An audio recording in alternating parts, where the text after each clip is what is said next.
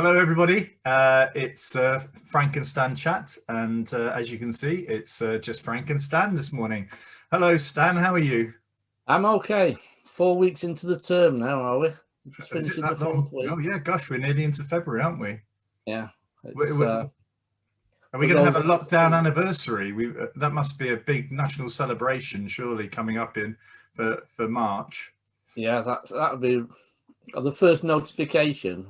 But that'll have to be several days because it's claimed to be on various days. Yeah. Well, it's been another interesting week, and we're obviously going to cover all of this as we work our way through. Just so that those people who are new to watching this, we don't script any of this, and I have absolutely no idea, apart from two words that I know that Stan's going to refer to, but none of this is scripted. It is a chat, so I've no idea where it's going to end. They normally last between 20 and 30 minutes. They never normally go longer than 30 minutes. So, and again, if you're watching, you can always put a comment on the YouTube channel if you want us to talk about a particular issue, or you want to raise, even improve what we're doing.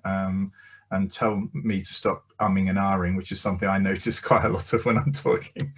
But anyway, let's go. We always start the program with a what's caught your eye. So what's caught your eye this week, Stan? To me, it'll have to be the fact that they've corrected the record of the Education Committee. I don't know how you spin correcting the record, but to say that they did actually know about the new variant and its impact before they ordered the local authorities in London to change back to their full time.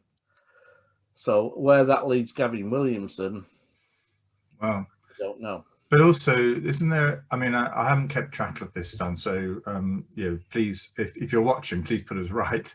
But there is a suggestion that the government knew were aware of a new variant. They perhaps weren't aware of its force, but actually weeks in advance of that day in mid-December, which again sort of suggests that there's a lack of joined upness, and perhaps there is just a small group of people making decisions, of which Gavin Williamson isn't one. A sort of inner cabinet, which I think is being suggested. So like a star chamber or whatever it might be called, some inner group. Yeah, but then you shouldn't make massive assertions, should you? If you know you're in that position. I notice now we're at it may be the 8th of March. That's the earliest. There's they've backtracked from, well, definitely doing this, whereas that's what was happening over Christmas. Definitely reopening schools. In a way, I think what people are looking for, and I've heard this said before, just some clarity over the criteria. Now, I know that there's hospital numbers and all of this sort of stuff.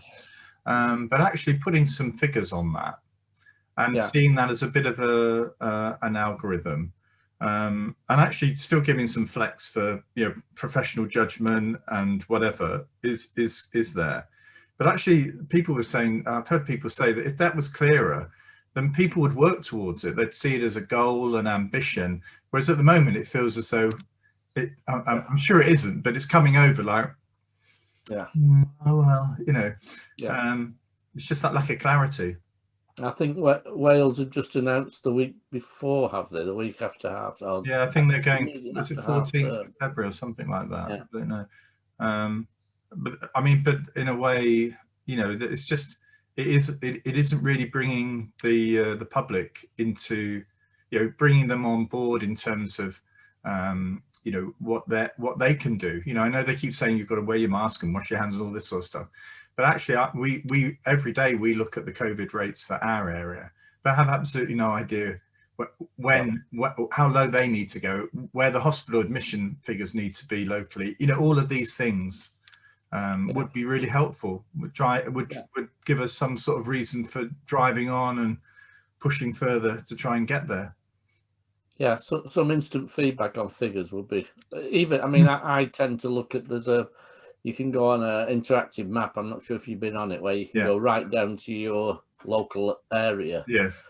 And that for me was the most frightening when you look around. It's not a big area, but there are 75 people currently with COVID in that area. That's really quite I scary. feel protected. We've been protected from this, and where we live is there's a close, as you know, of 6 houses in this sort of it's off the main, not a main road, but a side road, and with sort of this little close. And nobody, oh well, the nurse opposite had this. She thinks she had it in March. Well, she said she had it in March. But apart from that, nobody in the close has been affected. But just outside on the road, a family there, we've heard they've all gone down with it, and one of the ladies is quite ill, although not hospitalised. But actually, we've lived in this sort of bubble away from it, you know. Yeah. Whereas it must be, you know, the how that feels when you're in a community where actually it's just working its way systematically down, or not even systematic, but down the road, you know, so that in fact, you know, most people are affected by it. Oh, we went out a walk yesterday, day before, and bumped into, while we were walking, a couple of neighbours live across the road, and they said, "Oh yeah, we had it in March." They've got a caravan, I think, in Cyprus, and they'd flown back from Cyprus, and they said we were the only ones on the flight with a mask. Yeah. And you know, within a few days of getting back, that they both had it. Yeah. But it must have been mild, because they're both all right. And they were just telling us they'd just been for the vaccinations. They're in the 70s, so they've just had their vaccinations. Well, what's caught my eye this week, I've been working for the Northern Powerhouse Partnerships on the submission to Ofqual about the summer exams, and I've attended 2 online sort of conversations with Ofqual, and I think the thing that's caught my eye is there seems to be a group of teachers, school leaders, who, despite hearing from the government initially that exams were not going to take place, still have this sort of idea that if they push hard enough, they can create it sort of through the side door. So there are those who feel as though, because there was a suggestion, and it's in the consultation, that sort of mini assessment papers will be rolled out, you know, and actually teachers can, if they want to, use those. And actually, you know, this was a hot topic in the consultation discussion. But actually, we took a teacher, a maths teacher from the north, to actually make clear the extent of the disruption to her students. And actually, it felt as though there was this divide between those who really hadn't been that affected by COVID. And it's difficult for us in the north to say that. Those that had not been significantly disrupted, and those who have. There was a massive gap of understanding of the impact of those situations. Right. The person in the north could not understand that there were schools that actually, you know, the disruption had been negligible. To those in the south, primarily, who were talking to this teacher in the north, who couldn't believe the extent of the disruption. I don't know where they've been. You know, I don't know what but actually you're a bit like us in the close, you know, your immediate environment affects your view of how things are across the country, you know.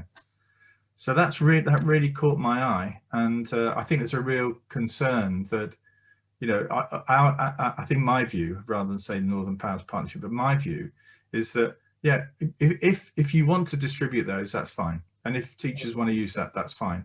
But when it comes around to moderating those grades, don't hammer the schools that have not been using them, and pray and support those that have, you know, and sort of suggest that that's a stronger bit of evidence now, because you've done those assessments. Yeah. I can really see teachers falling over here. Say this in October?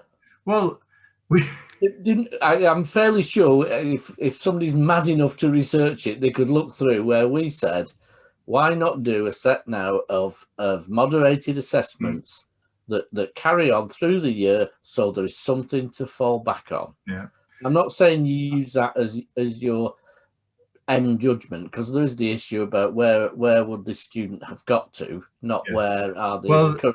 well, that's the difference here. Ofqual have asked their position is that they should not be asking teachers to look at. This is different to last year, where students would have got to if they hadn't been affected by lockdown. This is their position is they should be assessed on what they know, understand, and can do. And so, in effect, I mean, what will happen, and I think what we've been trying to say is, if we give teacher assessment strength, then teachers can use their professional judgment, to make that assessment. But also, I don't think you can be so clear cut that actually, if you look at a student who has been adversely affected, who perhaps would have got top grades, actually giving some leeway to that in your assessment. I'm not suggesting it's a massive gap. You can't jump a kid from C to an A or whatever, or from a 6 to a 9, but actually there is something. It could be the difference between a 6 and a 7. And just one other thing is that I think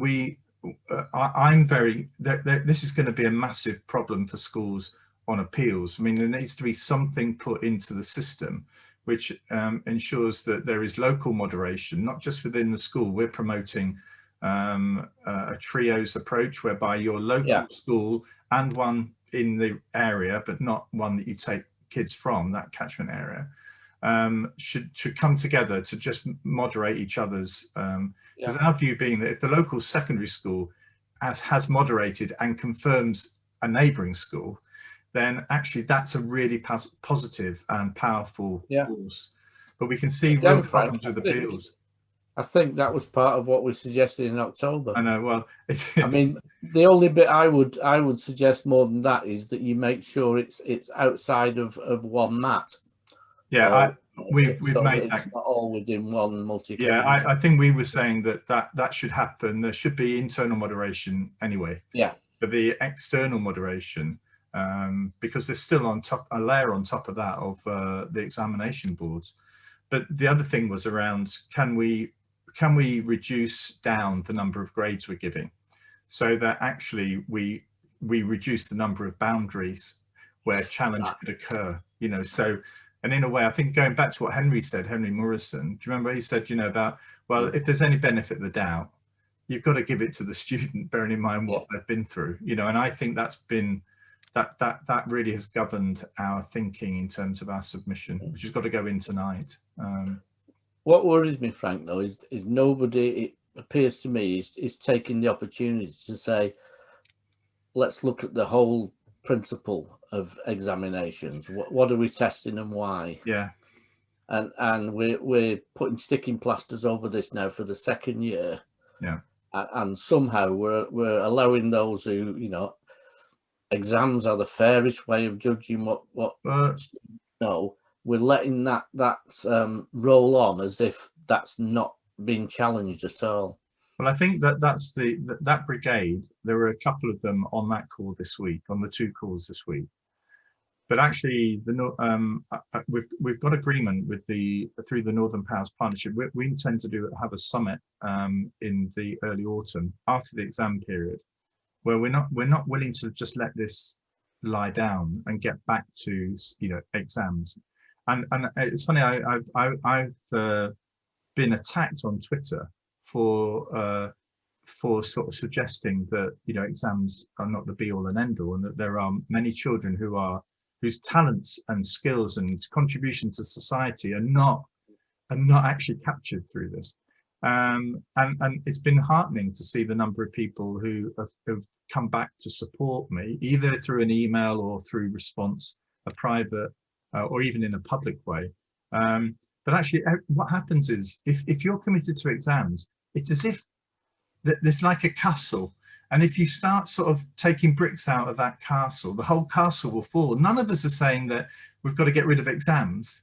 None. I've never heard you or I talk in such a way. But actually, as soon as you start mentioning about changes to the exam system, people hammer you then for saying, well, you don't want exams. Well, that's not what I'm saying at all. I'm just saying that the emphasis on exams is too great, and it doesn't give sufficient sort of attention to a number of things that young people have that will help them when they go to their next stage of learning or to employment or training or whatever. And talking to business leaders, they just don't they don't value them in the way that we think they do. Increasingly, I speak to business leaders who are trying to find ways, that they're of circumventing those sort of things. Yeah, doing their own interviews, etc. Because they want the soft skills, they want the team, people who can work in a team, people who come up with ideas. Socially minded people that have been put in a shift in the community, all of that sort of stuff. The real person, not just the grade. Anyway, do you know what? That's nearly 20 minutes just talking about that. Anyway, I think we're just going to get to our. We've decided. Well, I suggested to Stan that we have a new slot called Word of the Week, and so we're going to launch this. Stan has. We've both done our proper revision on this, so this is the element that we have revised. So, what have you got, Stan, for Word of the Week? I've got 2 words, so I cheated a bit, and neither of them are English words. So I'm cheating on all levels. So none of us can argue whether. Oh wow! I have done my Zugzwang, is it? Yeah, Zugzwang. Zugzwang and Verschlimmbessern. Verschlimmbessern. So what's Zugzwang? Zugzwang is when you are forced into making a decision. You leave things so long that there is no real decision. You have to make it. I thought that's happening quite a lot. Apparently, it comes originally from chess, where you are forced to play a piece because of the situation you're in. But I thought that fitted really well with the big decisions that are being made by the Prime Minister. He forces himself into a position where there is no choice. And I think it's a weak way of leading. It's interesting that because quite a lot of research into military, into battles and strategy around the battlefield come from German writers, and you can see how that word could be used. And actually, there are times, I suspect, in the battlefield where actually you have nothing left to do, but you just got to wait. Forced to make a decision. But you're forced to make a decision. And the other word, the Verschlimmbessern, it describes when you make things worse in an attempt to make them better, which again may or may not be appropriate. It is interesting that these other languages have the words that capture.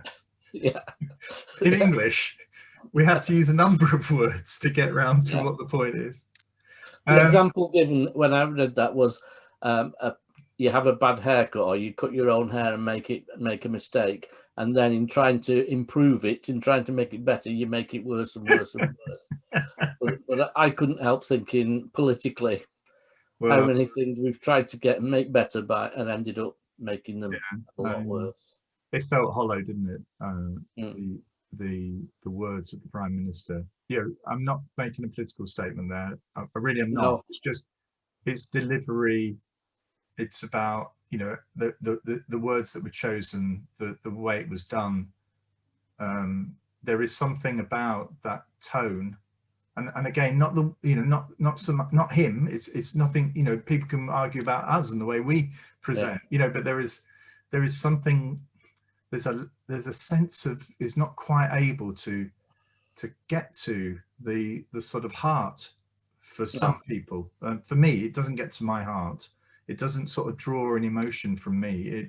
It makes me feel at times if it's scripted. I think that's the problem.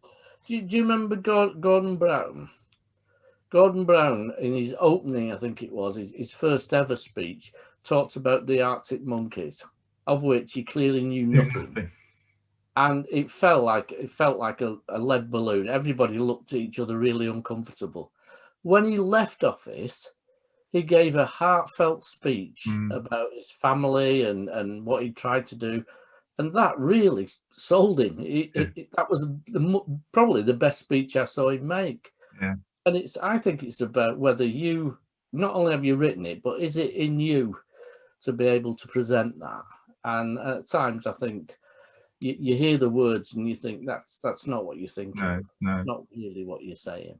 Well, my words, and I think we're just going to get to this and then have to stop. But I think I'm drawn to the word service, which is a word that Andy Hodgkinson used. I think Andy was our guest in late November, and he talked about that at times there's a sense that we're not valuing service sufficiently, and he was making, I think, a point about public services and the way that some people who perhaps are not lauded in society, who actually are, holding everything together, are not really given credit for something that they give to others, and I think I felt that this week, as we hit that 100,000 mark, and thinking about some of the decisions that the government have made, which have had a benefit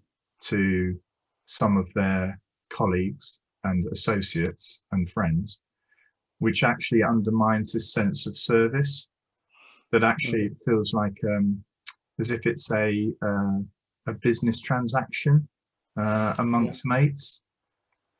So I think that for me, this sort of sense of service is what I'll take away from all of this, and gratitude for all those school staff who are unbelievable what they're doing. The home learning, having to deliver paper to kids who haven't got a broadband connection, as well as deliver online stuff, as well as deliver lessons to the vulnerable, as well as make sure that the families are that they're safeguarded and they're protected, so that actually those that we don't have online access to, we've either got to phone up or knock on the door.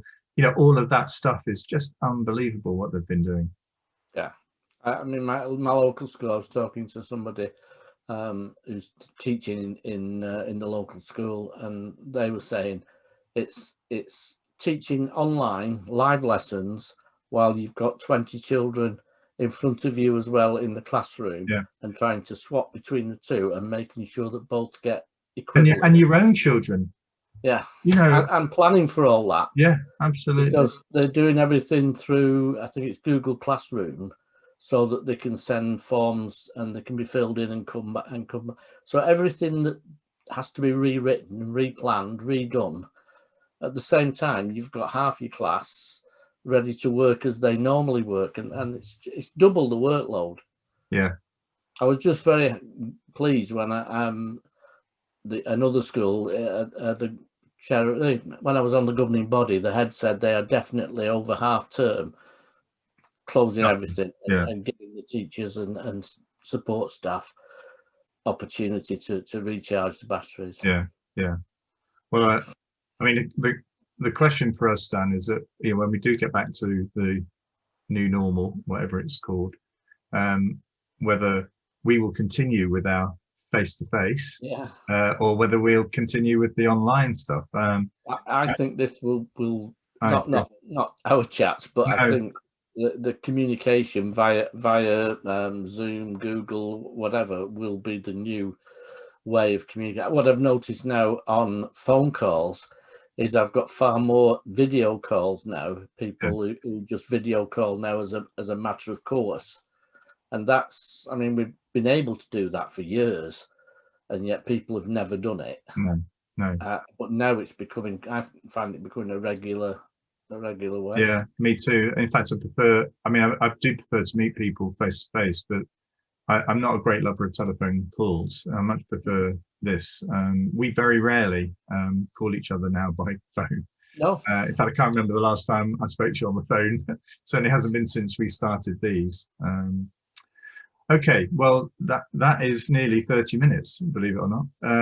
So we got through what's caught your eye and 2 words this week. I suppose what we're looking forward to coming up for the week ahead, it's difficult to guess, but I suspect we'll hear a little bit more about what some of the conditions will be for schools returning, because I don't think that's going to die quickly. I don't think they'll do that, Frank. Right. I think they'll keep it in this clouded, it's a mixture of everything, so that they've still got some element of control. I think the difficulty is, as with most of the things, it's the balance between a popularity vote and a reasoned vote based on the science and the risk. And I think at the moment we've been too keen to get the popular vote rather than the hard messages. Yeah, I mean, I do think the something we didn't talk about, but perhaps we'll do it next week, is learning loss throughout all of this. There's a report out today, isn't there, from the is it the EEF? Perhaps we'll pick that up next week. But actually, I'm thinking, isn't it? I mean, I'm not sure about the word learning loss. I mean, it's not as if the children, and what they're saying is actually, I'm not quite sure whether we're measuring all the bits that some of the children have gained as well. That I'm not quite sure about it. I'm not critical of it. I just don't know enough about. I haven't thought about it. I don't understand it, but I can't see that somebody can lose 7 months. Yeah. Or be 7 months behind where they should be, unless you've shut them in a dark cupboard for. Well, I suspect. I mean, there will be some that have, there are, unfortunately, lots of children that are really, living in very sort of disadvantaged, poor homes. But actually, for me, that I think there is. I mean, trying to find positives from this, that I suspect there will be children who have gained in other areas a lot. In a way, the argument goes that we shouldn't really have summer holidays, should we? If learning loss is like that, why are we stopping the children from attending for 6 weeks in the summer? Why would you lose 2 so weeks? We can get the crops in, Frank. Come on. Understand what's going on. Well, the way we're not Those chimneys will never get cleaned. I know, but it's interesting what Raksha said there, wasn't it, last week? And we'll finish now. It's during when there was, I think she mentioned it in the video we had, but she certainly mentioned it to me about she had to go and work on the farm either during or just after the war that Tanzania had with Uganda. It basically it became that basic. Everybody needed to just muck in and make sure there's enough food on the table for everybody. So that sort of really is quite humbling, isn't it, really, when you think we haven't quite reached that stage yet. Well, I know we finished it, but just today we're trying to finish it for the last 5 minutes. So on the BBC News today, it may have been ITV, where the presenter said, it really pulled at her heart, these children that aren't able to do these lessons and everything. And I thought, did it pull to your heart? Did those children pull to your heart 12 months ago because they were still in that state of poverty? What have you done to do something about that? Yeah. But it's kind of pushed it to the top of the agenda. Out of 10, what confidence have you got that this poverty issue, which has been highlighted so much by this pandemic, will be and continue to be a focus for government? No, the rest of their. I would be in the twos and threes. Threes if I'm feeling really optimistic.